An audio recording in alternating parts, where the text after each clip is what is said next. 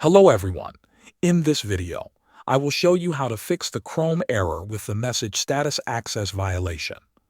First, try a simple refresh of the page. Many times, the error goes away after reloading. If that does not help, restart Chrome completely. If the problem keeps coming back, extensions may be the cause. Some ad blockers or security extensions can conflict with websites. Open Chrome settings, go to extensions, and turn them all off. Then enable them one by one. After enabling each extension, check if the error appears again. This helps you find the extension that is causing the problem. Another useful step is clearing the cache and cookies.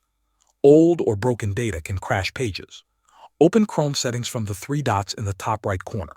From the left side, go to Privacy and Security. Select Delete Browsing Data.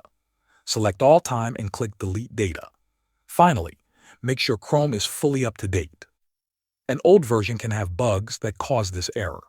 Open Chrome settings, go to About Chrome, and let it check for updates.